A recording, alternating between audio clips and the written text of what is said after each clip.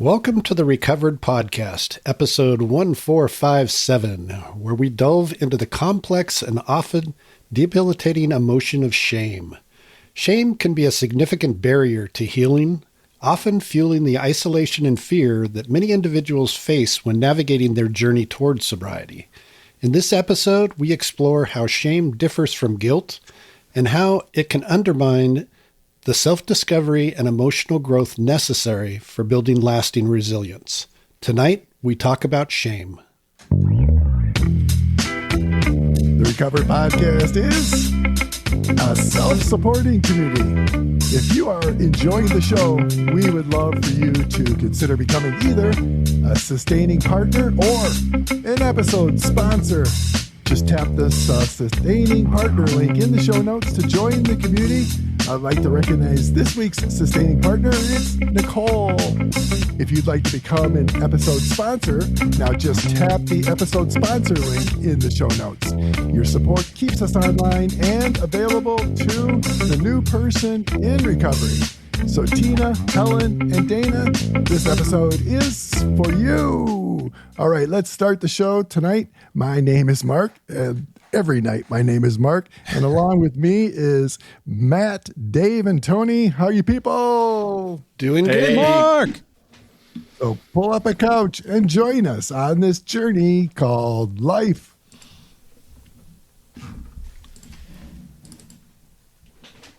As a reminder, we at the Recovered Podcast aren't speaking on behalf of any specific 12-step community. We simply aim to share our personal experiences, strengths, and hopes within our recovery journeys. While we're open about our stories, we also value and maintain our anonymity. But people, we're not here to talk about the podcast, but we're here to Do it. All right. Matt, let's do this podcast tonight. The topic is shame. But first, during my sabbatical, yes, I took 6 months off last spring. During that time, my podcast hosting company decided to do away with my premium subscription service and no longer supports my standalone Recovered Podcast app. So I've lost about 70% of my revenue stream. So we are really reliant on our episode sponsors and the sustaining partners. So thank you very much if you are participating in that way. So thank you for all your continued support. We're working on finding alternatives to providing premium subscriptions on another platform. In the meantime, all the Recovered Podcast episodes can be found on Apple Podcasts, Spotify, or wherever you find your podcasts. Now, back to the show. A big announcement, live streaming. We are thrilled to announce that we are officially planning to launch the Recovered Podcast live stream on YouTube. Our goal is to have all the necessary hardware purchased and the platform fully configured by June 1st, allowing us to bring you a more immersive and real-time experience. This new format will feature an interactive group chat room open to everyone in the Recovered Podcast Google group, providing a dedicated space to join the conversation, engage directly with the co-hosts, and connect with fellow fans as the show happens.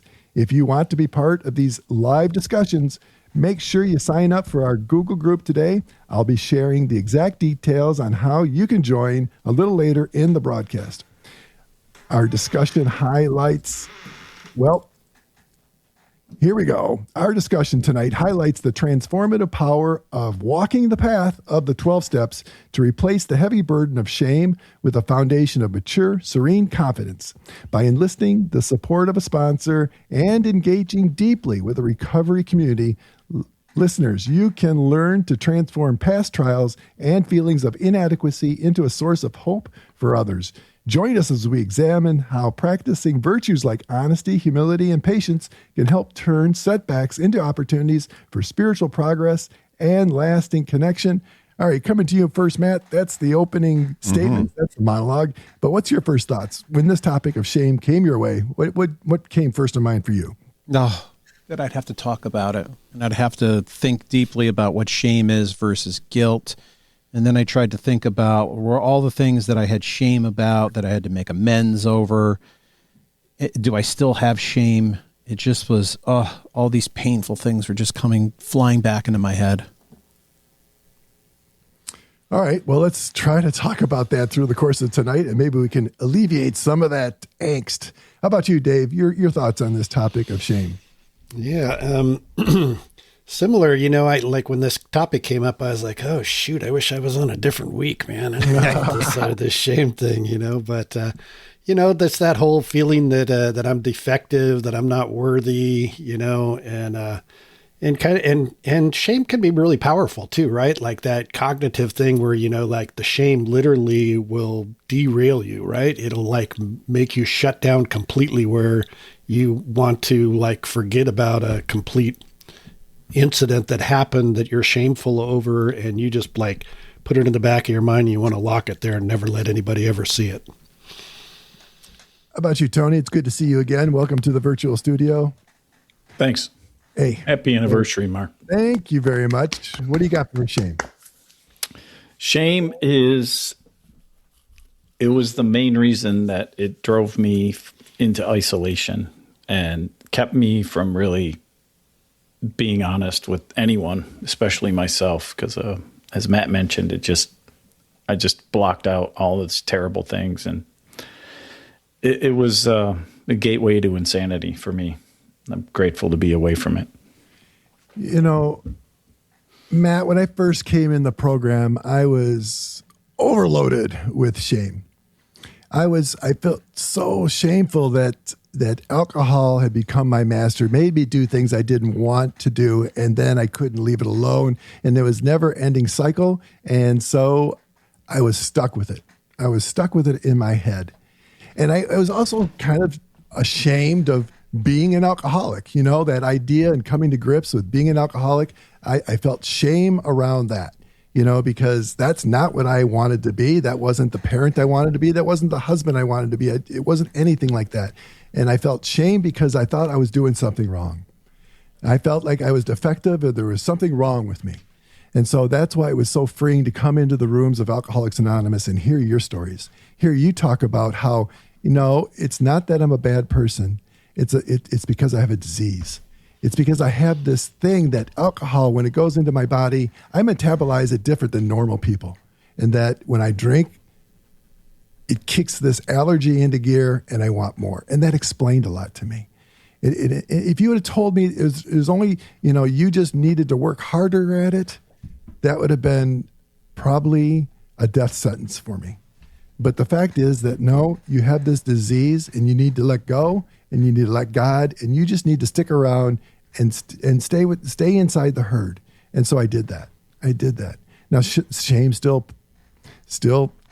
creeps into my life. And I think a lot of that is about, the imposter syndrome. If you really knew me, that you wouldn't like me, you wouldn't love me. If you really knew me, you wouldn't respect me. If you really knew me, that kind of stuff. And so there's still that little bit of creepy feeling inside that is all wrapped around shame that I really have to watch out for. I can feel guilty if I've done something wrong. Guilty is about, something I've done wrong, but I am, so I did something bad, but doesn't mean I'm a bad person. That's what shame is that, being convinced that I'm bad, I'm defective. There's something wrong with me. So that was freeing when I didn't have to live that way anymore. Matt, you opened up that it's so painful. It's so painful. This came to you in a flood as you looked at the notes. It wasn't something you really wanted to participate in tonight. Why tonight? Why tonight is that really hitting you wrong? Oh, I think it's any night that we're going to talk about shame.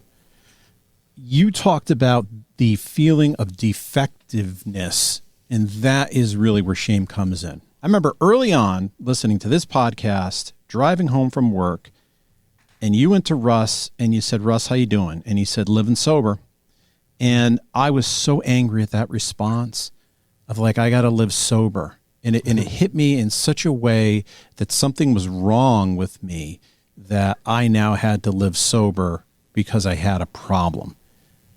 And I think about the reason I drank is I felt so less than, which was really shame. I felt less than that. I didn't have brothers or sisters. My father wasn't around. We didn't own a house. We were poor. Everything built up upon everything else. And I had that imposter syndrome.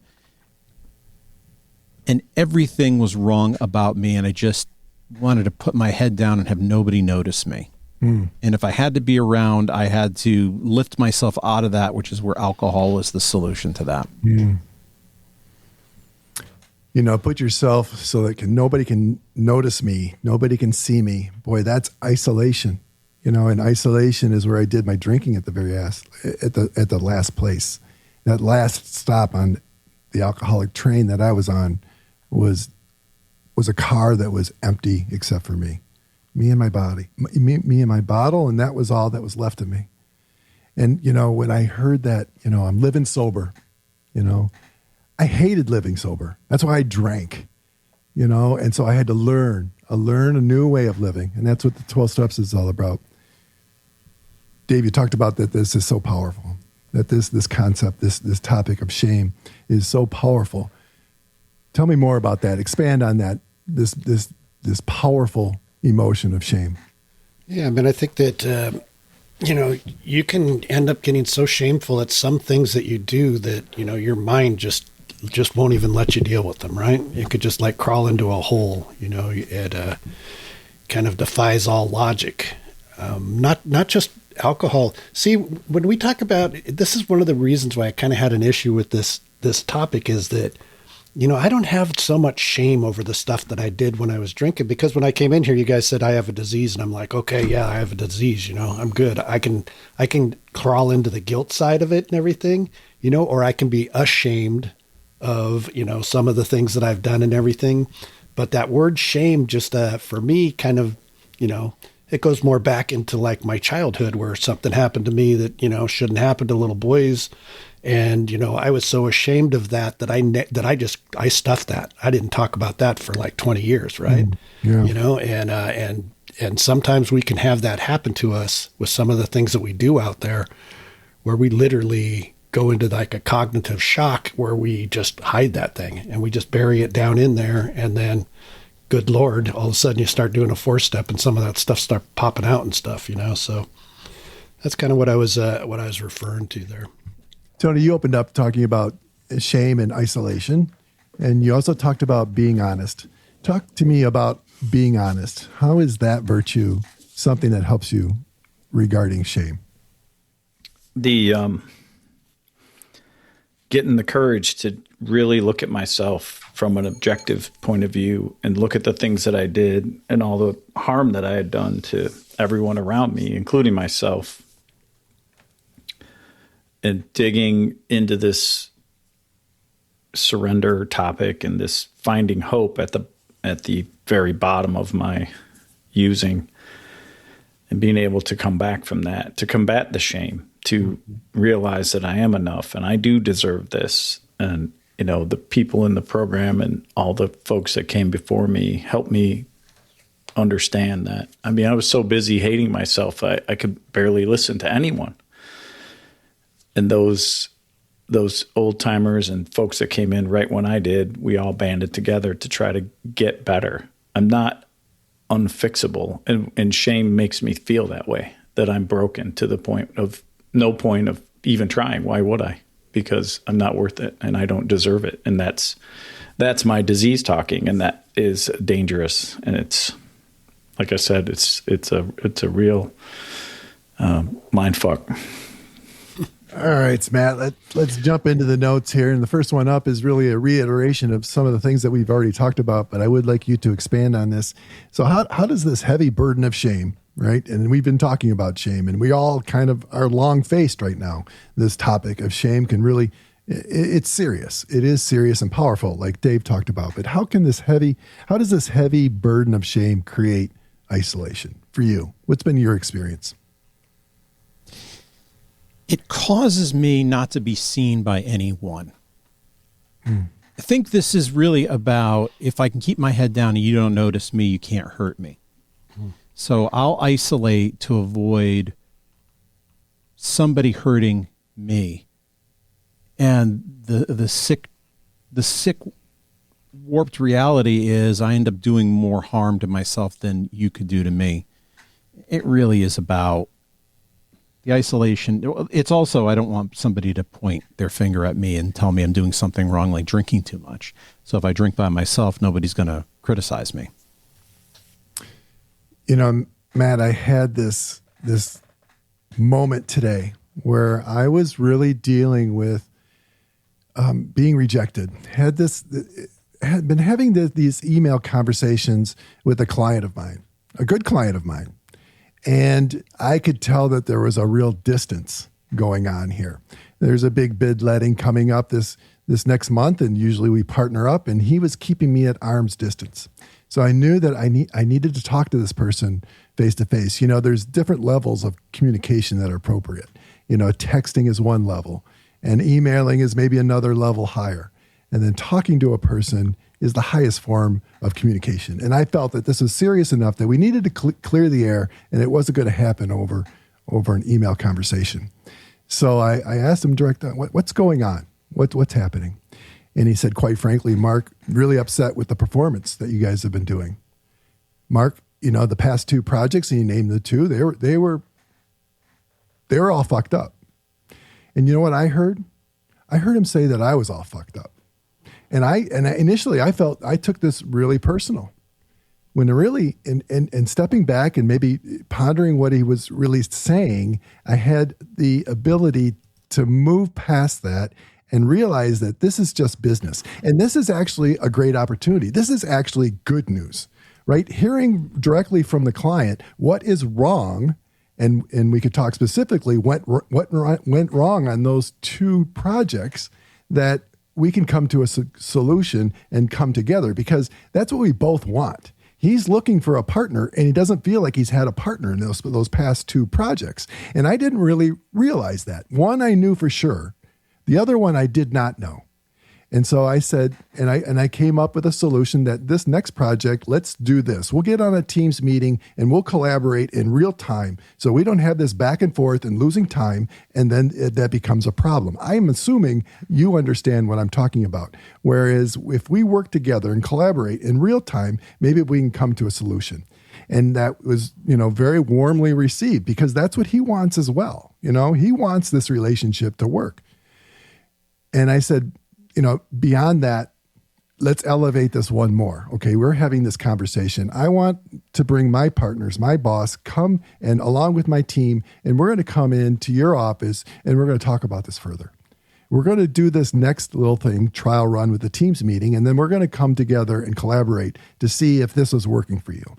See, this is an opportunity. If I left it with just being personal and that he doesn't like me and that there's something wrong with me, then that relationship is going to die. There's no question about that. Dave, let's go to you next and on the questions. And we're going to talk about some of the solutions. Let's talk about the recovering community. How can the recovering community help you when shame becomes powerful in your life again? So, I mean, I think it's like going through the steps, right? So it's like it's an inventory kind of thing. Like you asked the questions today, you know, for the group, you know, what was the step that really shame really came to fruition for you? And I think for me, it was a little bit of a combination between step 4 right. and step 9, right? Okay. Yeah, because in step four, I started to be able to uncover the stuff, right? Because I became, like we've been talking about, so isolated that I didn't want to talk about any of this stuff. And I even hid some of the stuff that I was doing inside of me, right?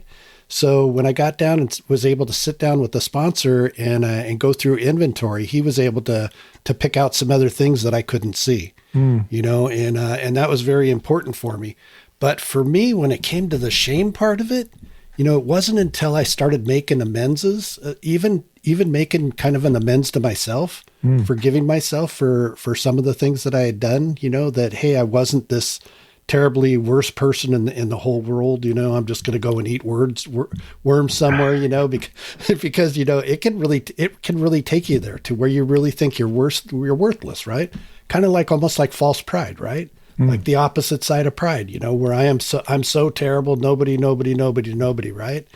So I think that the program, you know, and the community of recovery helps to break through those barriers. Helps to see that people are not going to judge and reject and turn their backs on you when you start sharing, some of the things that you've done in the past. So I think that that's where the community and the program of Alcoholics Anonymous or NA or whatever program you happen to be in starts to help you walk through that stuff, that you're not just reflecting on your own flawed identity, but you're looking at some of the causes of that, and then looking for the solution. I love that in the steps that it never just leaves you off with, here's what you did. It's always like, what can you do to make that better in the future, right? That amend kind of like thing, amending your behavior. So I think the community was important for me to even discover and uncover, where shame and guilt were really eating at me. Well, if you're new, really pay attention to this. If you're new and you're overwhelmed with shame like I was, with the wreckage of the past, that was all that I brought into the tables to begin with. I want to encourage you to talk about it. Talk about that shame that you're feeling. And what you're going to hear come back to you is people saying, I did that too. Me too. And now all of a sudden you're not isolated. You're not all by yourself. You've got people around you that understand what that is, what that feels like to be left alone with the wreckage of the past. And they have the solution. You have this person in front of you that's worked the steps and found a way out. Doesn't change the past. It does not change history one bit, but it can change your future. And that's what we offer you. Coming to you, Tony. What about, we believe, I believe, Tony, that the solution is in working the steps. I think you could probably identify with that. Yes. So how can shame prevent you from working steps? What have you seen? What have you experienced? Talk about that barrier that shame can provide that prevents you from working steps. Yeah, the bunker or cocoon of shame that I was wrapped in the denial that all these preconceived notions that I came into the program with about what love was, what God was, what a relationship was, all these things that I had to unlearn kept me in my shame, and that feeling of unworthiness and just the whole codependency that I had personally just from past traumas and family of origin, abandonment, all of this fear kept me, and this fear of being judged and kept me from getting myself out there and just telling my story and telling my truth. I would go to meetings and just parrot everyone else and how's everything going? Oh, I'm fine. And I'm sitting in this bunker like Pink in the wall. Like he's got this wall built up so much around him, and he doesn't want to let anyone in because he's afraid. And that's where I was. I was so afraid of you knowing who I was, because then you would judge me and I would be kicked out forever. I wouldn't be allowed back to the program. And all those old timers, they wrapped their arms around me and they told me they could see, I'm sure they could smell it on me, the fear and the shame. And I let my guard down long enough for my higher power to go kick the door in, and I was off to the races. For me, it's a race to that spiritual experience. When anyone new or coming back, get to that place where you can look yourself in the mirror and say, you're okay, or I think you're going to make it, and then work your way into saying, I love you, which was difficult for me. I want you to expand on this because it's so important, that feeling the arms wrapped around you. Yeah, that's the community. Feeling of love from the community. Yep. When did you first identify with that? It was early. Yeah. I got back from rehab and I was in Rochester going to meetings, and I met Ted, that guy. Oh yeah. He became my first sponsor, and he could see. He met me where I was, and that hadn't happened. People just kept telling me what to do, and he just said, just be you, and you're okay. Just keep coming. Just don't drink. I mean, it's really simple. Don't drink. Go to meetings. Do what you're told to do. Mm-hmm. So I did. I emptied ashtrays. I chaired the meeting. I was the greeter. And I got to know people. And I got this feeling of being accepted and this unconditional love, something that I had no idea.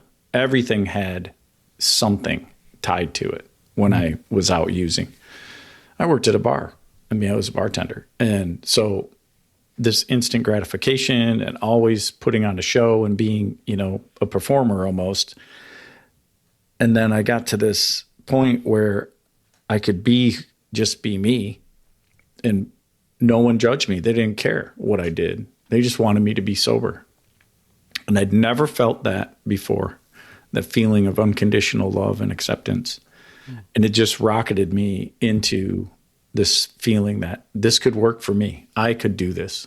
And the days became weeks, became months.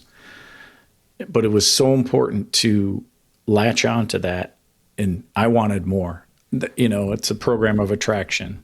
And I wanted more of that feeling, because I got the same feeling, that joy, without using drugs or alcohol. And it blew my mind that I could feel that good. So, Tony, love is by definition interactive, right? Yeah, it's connectedness. Yeah. To love and to be loved. What do you think, Tony? Did you love first, or were you loved first? No, definitely was loved first. And I've said it many times, and I've heard it so many times. We're going to love you until you love yourself. And that, to me, was the greatest gift that I've ever been given. I could never, ever repay that act that those folks did. Well, you can repay it, right? And I am. I mean, daily I try to do that. Sure. That if you're new, again, I've never done not to be missed, and that is to be loved. And it is an interactive process, and you will learn how to love. And service work is that gateway, right? I will have to do these acts of kindness, whether I want to do them or not. And eventually I will want to do them because I've learned about you. I have got to know you, and I can love you. I can love you by doing simple things. And they're so powerful, right? I mean, when you first came in and you felt that love, it was probably simple acts of kindness. Yes. Come to you now, Matt, and I'll let you do the definition thing. So what is the difference between guilt and shame for you? Oh, I've heard this so many times in meetings. I think shame is how I feel about me. Guilt is how I feel about something I did. So if I did a bad thing, I might feel guilty. If I'm bad, that gives me shame. So it's important to really think about that, right? We do things wrong, and then we have steps to help us with that, right? We have steps that enable us to make amends for the things that we've done wrong, because we have done things wrong, are doing things wrong, and will do things wrong. That's part of the human condition for me. That's been my experience. But the steps provide this language, this way of living. We have a solution for that, so we don't have to live in shame. Guilt is probably one of those necessary emotions that we have to deal with. It's when they cross over to something that's destructive that we have to really be on watch for. Coming to you, Dave. So how can differentiating shame from guilt help you build resilience and move into a fuller life in recovery? I'd like to have you expand on this play, this dance between guilt and shame. Okay, well, kind of like Matt just pointed out, guilt is like something, that I did that was bad, and shame is that I am bad, that worst person in the world thing, that, eating the worms thing, so basically shame is like my identity thing, right? So that's like, that I'm unworthy, I'm flawed, so I'm struggling with this identity thing, and guilt, It's more like I'm having a conflict with my values. I've done something that I recognize that my behavior was not the right thing to do. That little God voice in my chest is saying, hey, you know what? That was not right. You probably shouldn't have stole that, or you probably shouldn't have done that, or acted like that, or said that, but so I think it's important. I'm a definition guy. So I think it's really important to make sure that we're identifying, am I feeling shameful or am I feeling guilty? And being able, because when I came in, to be honest with you, the difference between shame and guilt, I thought they were kind of the same thing, right? Right. I didn't really know that shame was really that feeling less than about myself, and guilt was feeling less than about the things that I did. So I think that being able to differentiate them allows you to, to start looking at your actions and start to identify what is what, and it's not that, but I can't come up with the solution. Like if I'm living in guilt and shame, I can't come up for a solution with that, right? Like I get stuck in that thing. So by being able to separate them out and start looking at them, I can start coming up with solutions for it. Like for me, like forgiveness is like the solution for guilt and shame, right? Yeah, that's true. And we talk about guilt and shame being like our character defects, right?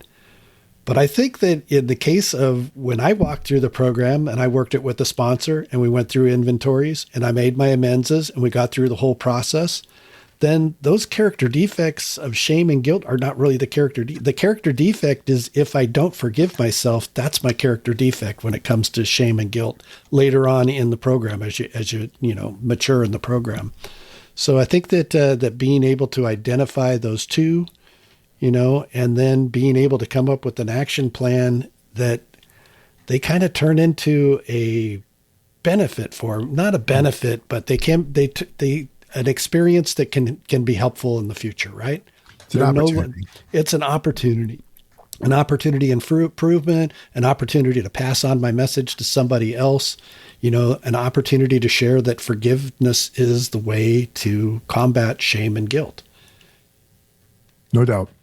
If I want to be forgiven, the first thing I need to do is forgive myself and forgive myself too. Yeah.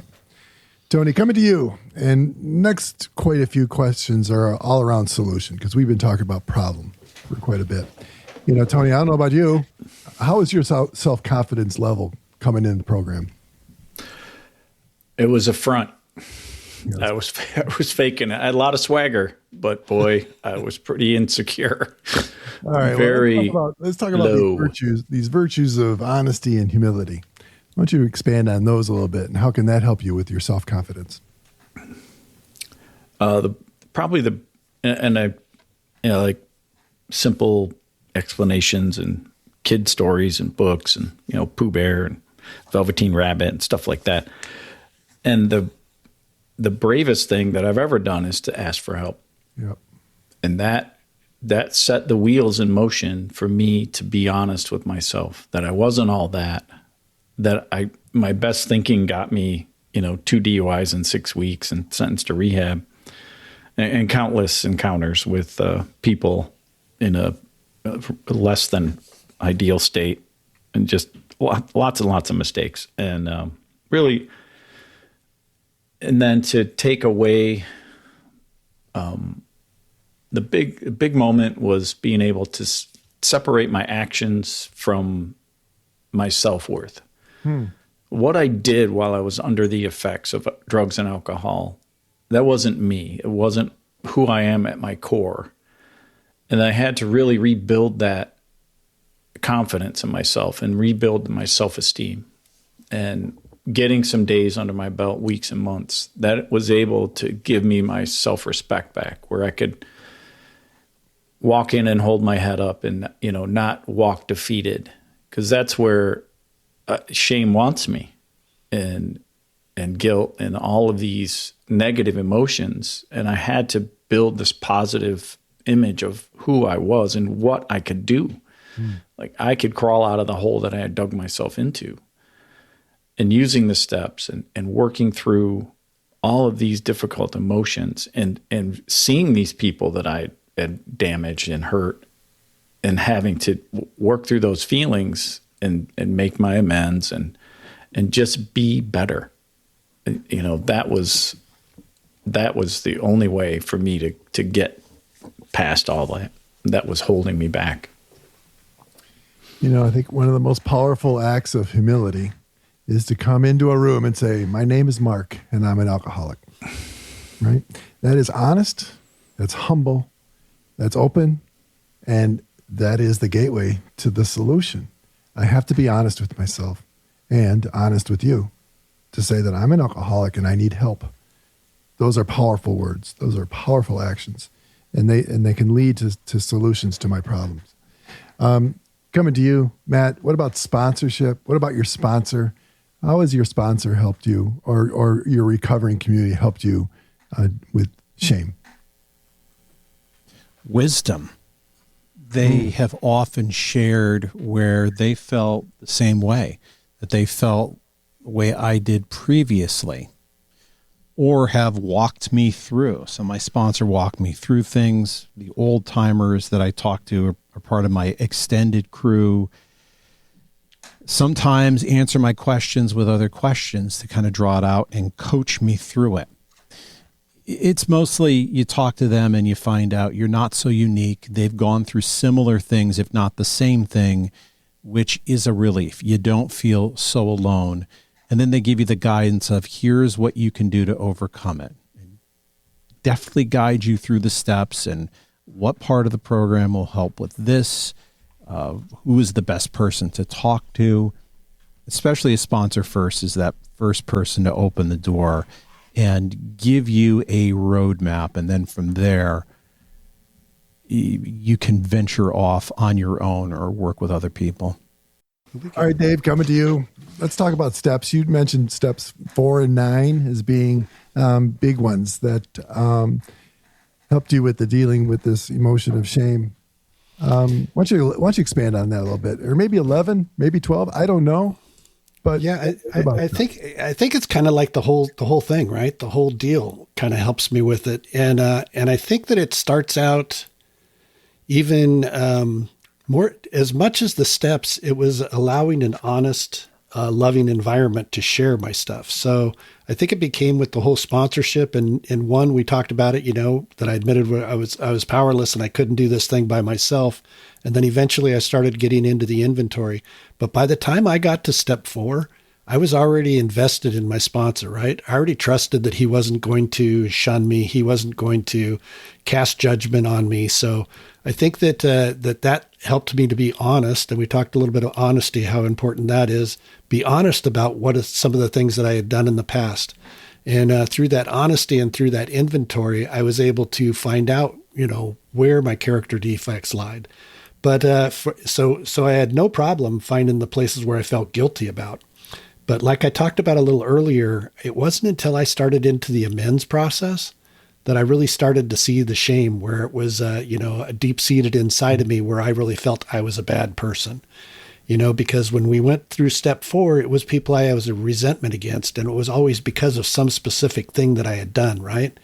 I did this, therefore I owe, I'm resentful, or they did this and I'm resentful. This is my piece of the action.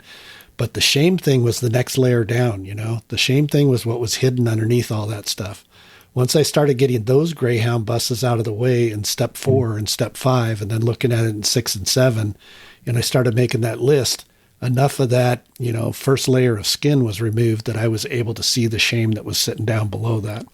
So I think for me, like I said, it kind of, the shame part came more towards the amends process. And then I just think through 10, 11, and 12, I deal with this stuff all the time. How I can deal with this stuff now to not allow it to become shame is to honestly share it with another human being, right? Mm-hmm. And God as well, like we talk about in the program. And I continue to do that through step 10 and getting right with God through 11. And then sharing my experience and strength and hope with other people allows me to, help them discover their shames, which helps me to not hide mine.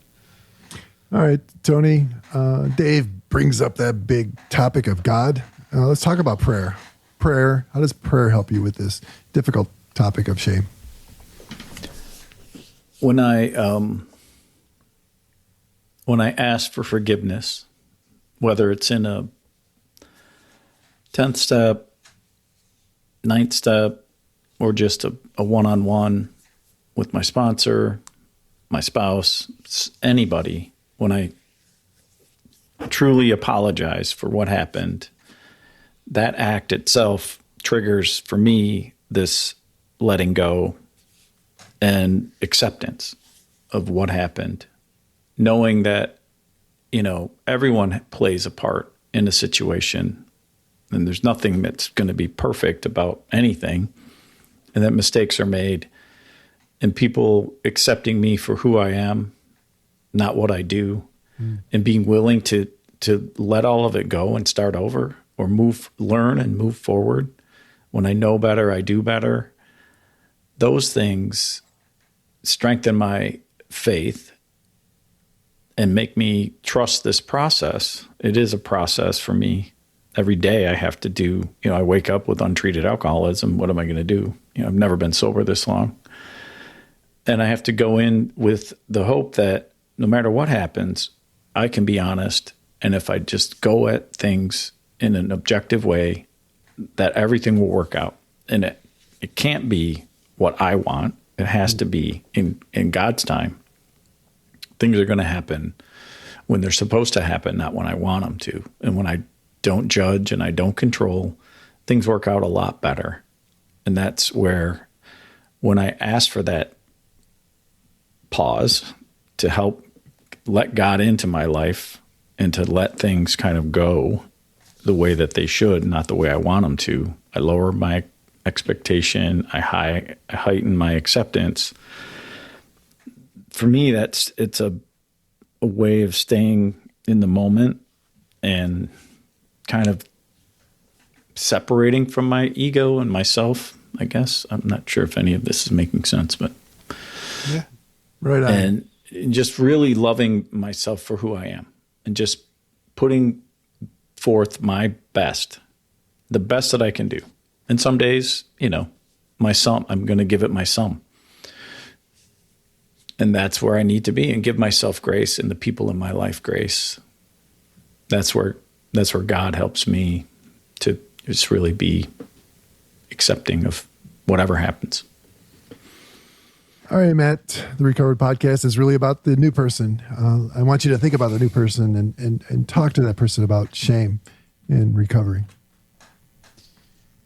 You're not a bad person.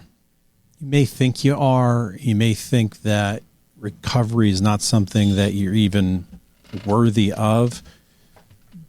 But you're also not alone, and you're not much different than we are. We may have more sobriety than you, but you're really no different. And there are ways that your life can get better. If the four of us, we were able to rub a couple of brain cells together and figure this out, you can do it too. There's a lot of us who have been able to figure out how to do this. And you may not think that you have offered any value to life, but you could get sober and you could offer something amazing to somebody else, and you may never know it. And that is something worth considering. I mean, it may be beyond your head, but you're not a bad person. You may have done things that were imperfect acts, and there are ways of getting through that. Coming up next. This Week in Recovery, where we talk about what's going on at the home group and what's going on in the family room. Don't touch that dial. All right, Dave, This Week in Recovery. And listeners, we are glad you're here for another edition of This Week in Recovery. Whether you're celebrating a win or navigating a challenge, we're in this together. Recovery is about so much more than what we leave behind. It's about the meaningful and beautiful life we build in its place. So coming to you, Dave, what about it this week in recovery? What's going on in your life? Well, I am now into my second month of retirement. You know, one of the gifts of the program is that I was actually employable, for like 30 some years, and they actually, given me some money to go on and live my life, and that's what I plan on doing. On Saturday, I will leave for Florida, and then we're going to jump on a boat, and we're going to take in some of the Caribbean and do a little diving and see if I can see some fish I haven't seen before on some of the reefs out there. So looking forward to that. And the nice thing about cruise ships is there's AA meetings on cruise ships. Friends of Bill W's. There's NA meetings, AA meetings. So it's weird, man. Last time I went, I met like 7 people at this AA meeting, and then I didn't see, we didn't have one because we were off doing excursions and stuff for a few days, but everywhere I walked on the boat, I just kept running into them. It's amazing how this thing works. That's adorable. How about you, Tony? Your week, what's happening? Well, today is your sober birthday, Mark. Congratulations, and thank you for all you do. Yay. That's what's up. And, just coming off of a 9-day vacation to Canada, they let me in. I was grateful for that. We went to Vancouver and Whistler and Squamish, the gorgeous Canadian Mount Rockies. And now back to work and doing the thing. So I'm great. Sober and not in jail. And congrats again. Thank you, Mark, for all you do. How about you, Matt? What's going on in your life this week? This past weekend was a volleyball tournament. My son has played 3 years of club volleyball, and this past weekend was the final time that we will take a little trip together for one of these tournaments. They are exhausting on me. I don't like staying over in hotels. I certainly don't like paying for them. Mm-hmm. But I realize we will not do this ever again. And that's a hard feeling. He's not going to be around much longer. He's going to go off to college. So I'm getting through that. We're starting through like the last evers on things you start to do with your kids, with them still a minor, I guess. Well, as for me, yes, today is my 23rd year of continuous sobriety. And what a gift that's been. What a journey it's been with all of you guys by my side. But, it does bring up Andrew. It does bring up Andrew in my life. He's the one that called me out as an alcoholic and had that courageous moment to say, you got a problem. And I think I know the answer to your problem because I've been going 6 months in Alcoholics Anonymous, Dad, and I'm going to take you. And what that was the first step towards me dealing with shame. What a shameful thing that is to live a life where your son knows you've got a problem. But I don't have to be ashamed. I can really celebrate the fact that he had that courageous moment in his life that he was able to call me out and to take me to a meeting and save my life. And so he has shown me what it is to be a man of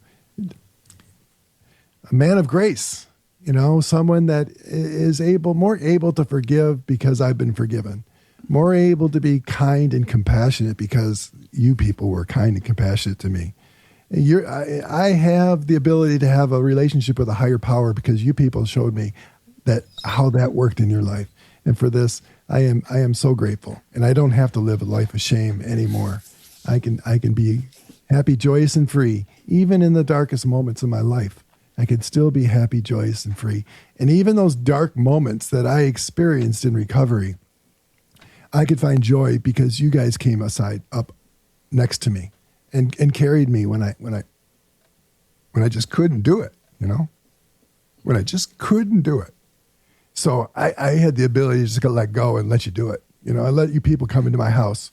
I let you guys make me meals. I let you cut my grass. I let you do all the things that I couldn't do in those deep, dark moments after Andrew had passed away. So I'm grateful. Today, I am grateful, even when I'm dealing with difficulties, like a difficult client telling me, you know what, you've really fucked up. I can be happy, joyous, and free because I can listen to that. I can hear that. I can find a solution to that. It's not that I'm a bad person. Bad things happened. But I have the ability to say, you know what? You're right. You're right. And that's the gift of sobriety, is to be able to be open and honest with myself. And people respect that. People honor that. Because that's not something that out there in the world that they encounter all that much. But we've learned that it can save my life. And so that's the way I want to live. All right, listeners, you've heard what we think about shame, and we want to hear what you think. All right, Tony, first, Tony, I want to talk to our listeners. But first, listeners, let me invite you to become a content contributor to the Recovered Podcast. Become a part of our show prep community by joining the Recovered Podcast Google group. You'll help shape our content through surveys and even get the chance to call in and share your experiences. Simply email me, mark@recoveredcast.com, or click the email link in the show notes to get your invitation.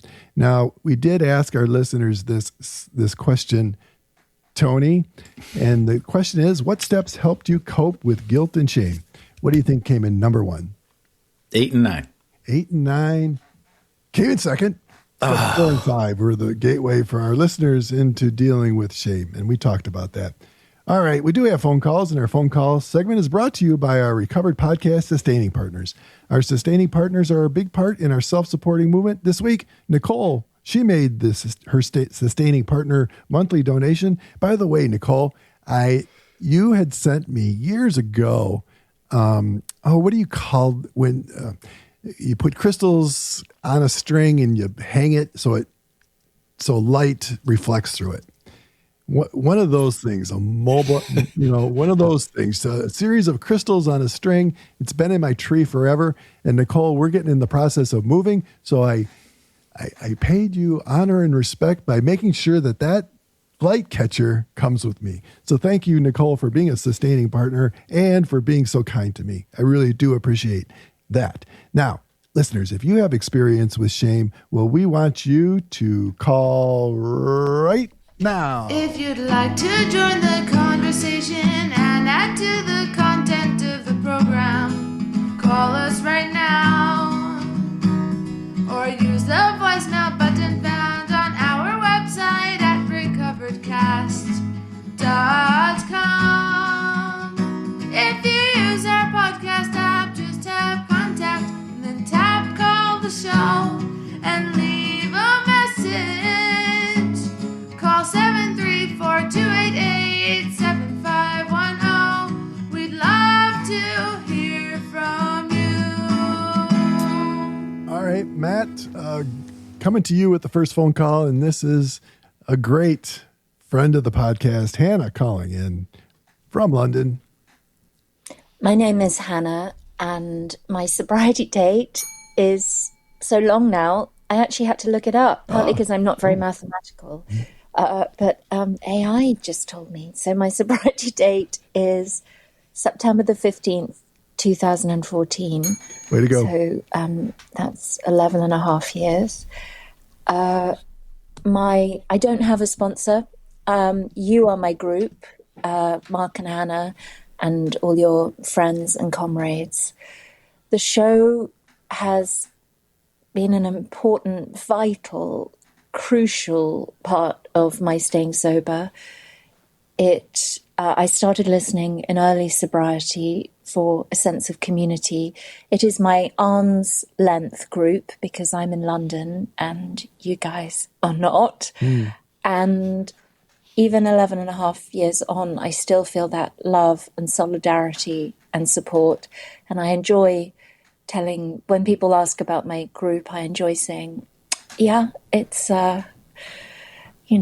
it's a fairly long way off, but you never feel far away. You are present to all of us, wherever we are on the globe.